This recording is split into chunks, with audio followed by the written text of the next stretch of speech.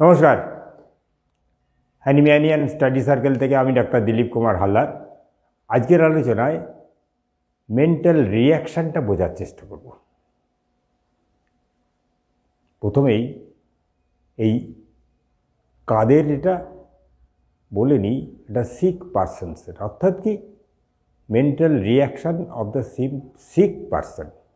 প্রথমেই বুঝে নিই সিক পারসন বলতে কী বোঝে।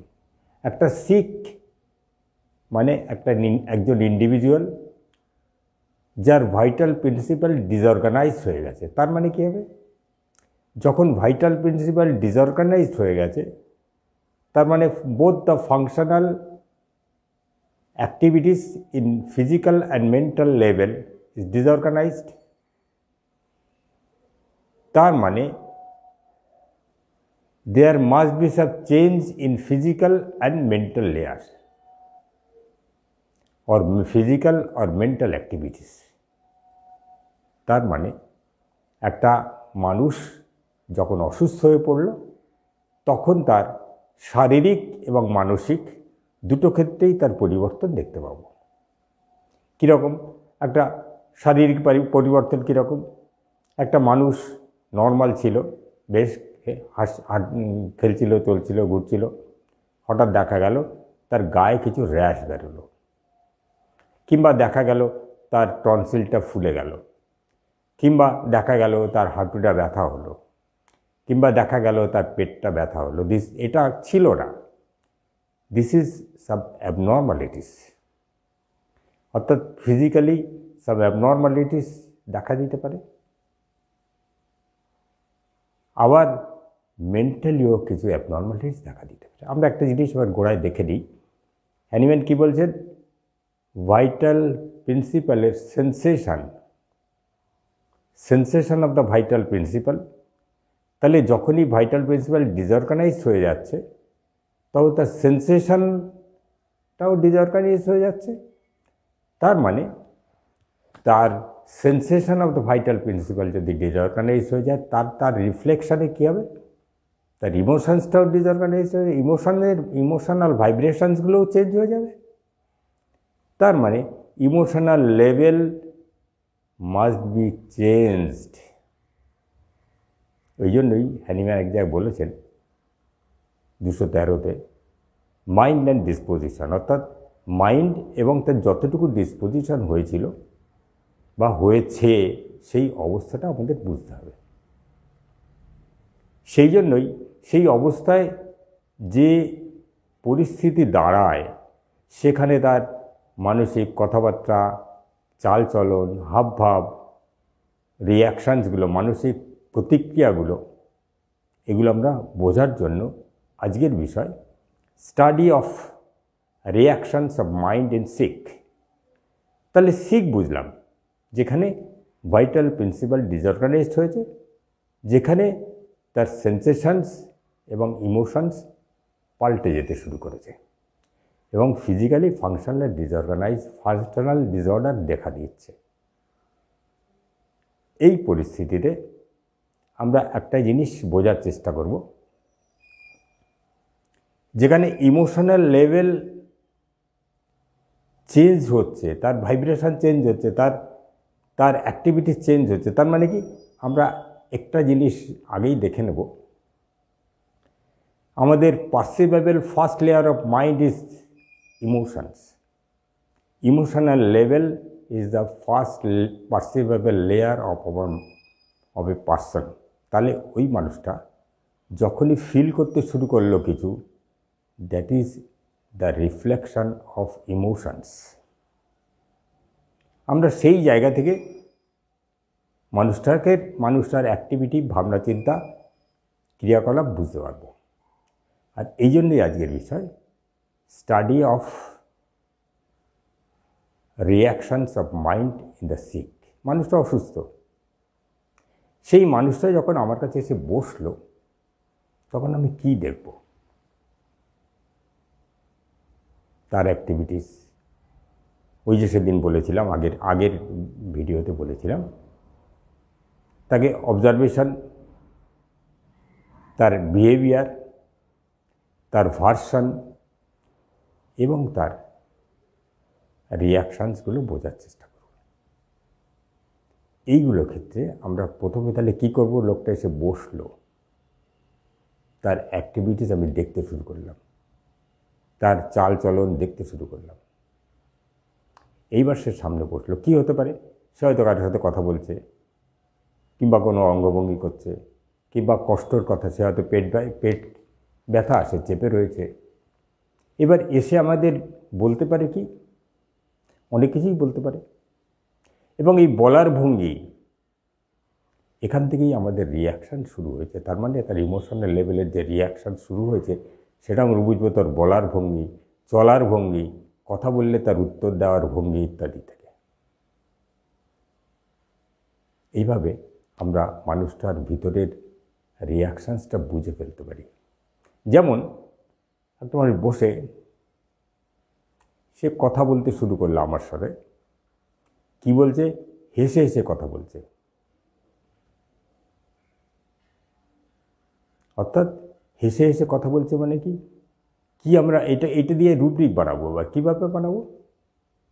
সে কথা বলছে লাফিং, হেসে হেসে মানে লাফিং, টকিং হোয়েন বা স্পিকিং হোয়েন, লাফিং স্পিকিং হোয়েন, একটা রুব্রিক হয়ে গেল, আমাদের মুখস্থ করার কোনো দরকার নেই।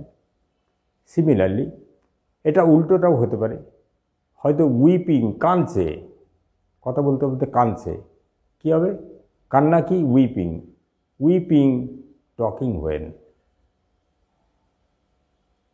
এইটা দেখতে পারি। কেন কাঁদছ, এইবার হয়তো বলল যে আমার খুব কষ্ট হচ্ছে।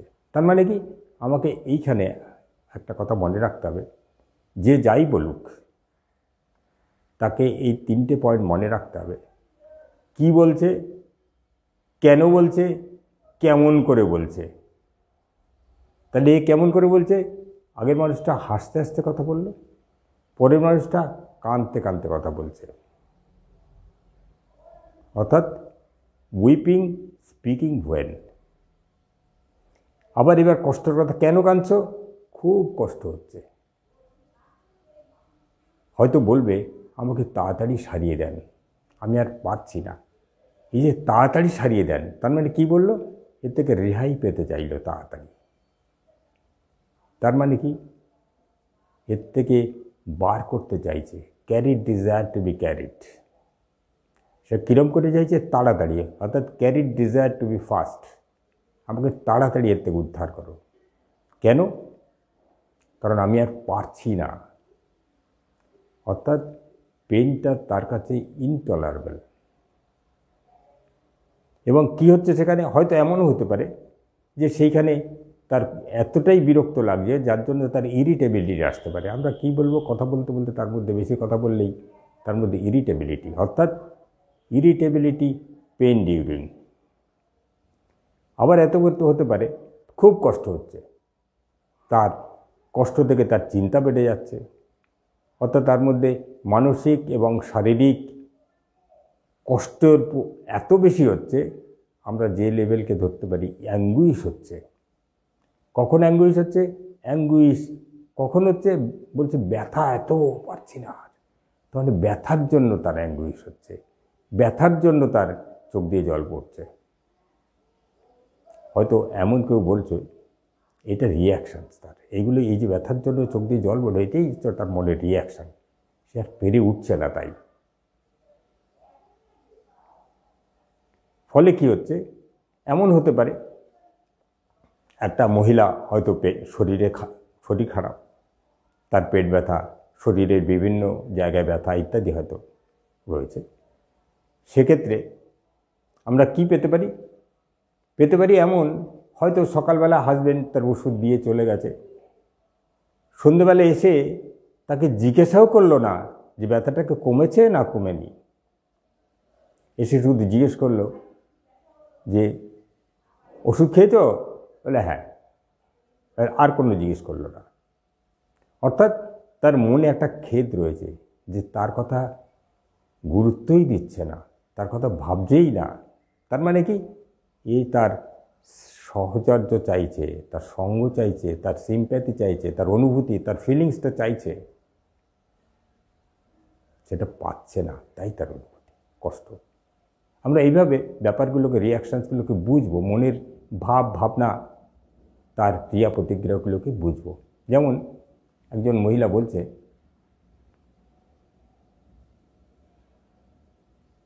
আমি কষ্টে ভুগছি, হাজব্যান্ড এসে জিজ্ঞেস করছে ওষুধ খেয়েছো কিনা, কষ্টের কথা জিজ্ঞেস করলো না, কিন্তু তার প্রয়োজন রাতে যখন হলো তখন আমার কষ্টের কথা একেবারেই ভাবলো না। আমি হয়তো পারছি না, তবু তাকে সঙ্গ দিতে হবে। এই যে ব্যাপারটা, তার মানে কি, সে তার সেক্সুয়াল অ্যাক্টিভিটির সম্বন্ধে বক্তব্য রাখলো, বর্ণনা দিল। এইভাবে আমরা যেমন একটা মহিলা হয়তো এলো তার কষ্টের জন্য, শরীরের বিভিন্ন কষ্টের জন্য ওষুধের এসছে, এসেই হয়তো জিজ্ঞেস করলো আপনি কি বাচ্চাদের ওষুধ দেন? দেখুন, তার মানে কি, হয়তো বাড়িতে কোনো একটা বাচ্চা এমনভাবে ভুগছে যেটা তার মাথায় ঘুরছে সবসময়, তার নিজের কষ্টের জন্য ওষুধ নিতে এসছে, কিন্তু ঘুরছে কোন কথাগুলো, ওই বাচ্চার কথাটা। অর্থাৎ সেই বাচ্চাটার মনের মধ্যে বেশি চিন্তা, তার মধ্যে, অর্থাৎ তার কষ্টতে, তার কষ্ট, বাচ্চার কষ্টটাই যেন তার কাছে বেশি। সেখানে আমরা কী করতে পারি, অ্যাংজাইটি চিলড্রেন অ্যাবাউট, কিংবা অ্যাংজাইটি বা cares worries for loved one. তার ওই বাচ্চাটাকে খুব ভালোবাসে, তাই জন্যই তার কথা আগে চিন্তা হচ্ছে, অর্থাৎ তার জন্য কিভাবে কি করবে সেই চিন্তার জন্যই cares worries for loved one. এইভাবে আমরা রুব্রিকে ঢুকতে পারি, কিন্তু রিয়াকশানসগুলো এইভাবে বুঝব।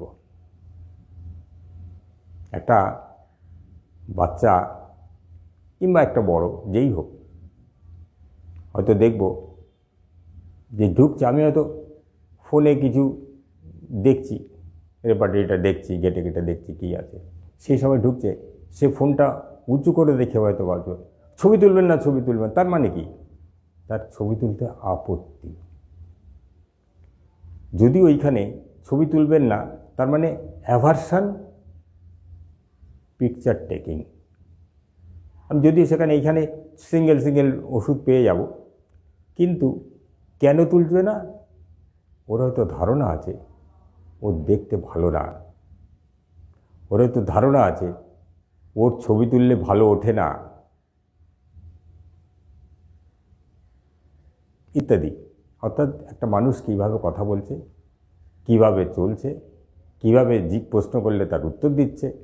যেমন আমরা এই যেমন উত্তর দিচ্ছে, আবার উত্তর দিচ্ছে নাও পাবো। কিছু মানুষ যখন অসুস্থ হয়ে যায়, এমনও দেখব যে কথাই বলে না, অর্থাৎ ট্যাসিটার্ন, সিক ডিউরিং, হিট ডিউরিং, ট্যাসিটার্নিটি, এইভাবে ধরতে পারি। আবার কীরম পেতে পারি, যে রেগে গেলে আর কথা বলে না, এমনি কথা বলছে, ভালো হাসছে খেলছে ঘুরছে, কাজকর্ম করছে, সংসার যদি মহিলা হয় সংসারের কাজকর্ম করছে, সব ঠিক আছে, কিন্তু যেই রেগে গেল আর কথা বলবে না। তার মানে রেগে গেলে সে আর কিছুই বলবে না। অ্যাঙ্গার ট্যাসিটার্নিটি, ট্যাসিটার্ন হতে কথা না বলা, অ্যাঙ্গার কখন ওই যে রেগে গিয়েছে। যেমন আমরা বলছি রাগে কেউ কিছু বলেছে, এটা বলতেও পারছে না, কি করবে, কাঁদছে, তাহলে মনের মধ্যে রাগ হয়েছে। আমরা দেখব কি, তাহলে রোগের মধ্যে রাগ হয়েছে মানে আমরা ধরবো কি, অ্যাঙ্গার। কিসে, ওই তার জন্য কি করছে, সে কাঁদছে, উইপিং, অ্যাঙ্গার হোয়েন বা অ্যাঙ্গার আফটার, অ্যাঙ্গার ডিউরিং। এইভাবে আমরা পেশেন্টের রিয়াকশানসগুলো দেখতে পারি, বুঝতে পারি। যেমন একজনের, যেমন দেখেছি আমরা উইপিং দেখেছি, লাফিং দেখেছি, তেমনি দেখতে পারি ধরুন চেয়ারফুলনেস, কখন খুশি, সাধারণত বলছি হেসে খুশে কখন বেড়ায়, যখন সে খুশি থাকে, সব দিক দিয়ে ফিট থাকে, ভালো থাকে, হয়তো এমন পেতে পারি, আমরা ভালো থাকলে কি করে, খায় দায় ঘোরে বা খাওয়ায় ইত্যাদি ইত্যাদি। হয়তো দেখব একটা লোকের ব্যথা শরীরে হচ্ছে, সেই ব্যথার সময় সে হয়তো একবার বাড়িতে মিষ্টি এনেছে, সবাইকে মিষ্টি ডিস্ট্রিবিউট করছে। সে হয়তো বাড়িতে একটা ফল আনা হয়েছে, লেবু এনেছে শীতকালে, হয়তো বাচ্চা কাচ্চা সবাইকে লেবু ডিস্ট্রিবিউট করছে। অর্থাৎ সেটার মধ্যে তার যেন একটা ভালো লাগা আছে। আমরা এইখানে পেতে পারি ভালো লাগা, কখনো খুশি থাকা, ভালো লাগা, এগুলো হচ্ছে চেয়ারফুলনেস। কখন হচ্ছে? ওই ব্যথার সময়। চেয়ারফুলনেস কখন? চেয়ারফুল চিল ডিউরিং আমরা পাবো, যখন শীত করে আসছে শরীরে, যখন ব্যথা হচ্ছে তখন চেয়ারফুল হচ্ছে, যখন কষ্ট হচ্ছে কোনো শরীরের যে কোনো কষ্ট হলে, অর্থাৎ চেয়ারফুল, সেখানে আমরা ধরব যে কোনো কষ্ট যখন বাড়াবাড়ি হয় তখন আমরা ধরি হিট অবস্থা, শারীরিক হিট অবস্থা, অর্থাৎ চেয়ারফুল হিট ডিউরিং। এইভাবে নানা কিছু রুব্রিক পেতে পারি। তাহলে ব্যাপারটা কি, আমরা এইভাবে যদি স্টাডি করতে পারি রিয়াকশানসগুলোকে, তাহলে সেই রিয়াকশানসগুলোকে যদি রেপার্টরিতে বা রেপার্টরির ভাষায়, অর্থাৎ রুব্রিকের ভাষায় কনভার্ট করতে পারি, আমি গুচ্ছের রুব্রিক পেয়ে যাব, এবং এই গুচ্ছের রুব্রিক আমাকে একটা ঔষধে পৌঁছে দিতে সাহায্য করবে। সেই জন্যই আজকের আলোচনার বিষয়ে রাখা হয়েছিল study of reactions of the sick and making of rubrics with the reactions of the sick person. যার থেকে আমি পার্সোনালিটি পাবো, যেমন রুব্রিক পাবো তেমনি তার পার্সোনালিটি পাবো। তার পার্সোনালিটি যদি বুঝতে পারি, রুব্রিক্স যদি বুঝতে পারি, তাহলে তার ওষুধটাও পেয়ে যাব। এইভাবে আমরা রিয়াকশানসটা যদি বোঝা যায়, তাহলে ওষুধে পৌঁছানো যাবে। এই বলে আজকের বক্তব্য শেষ করছি।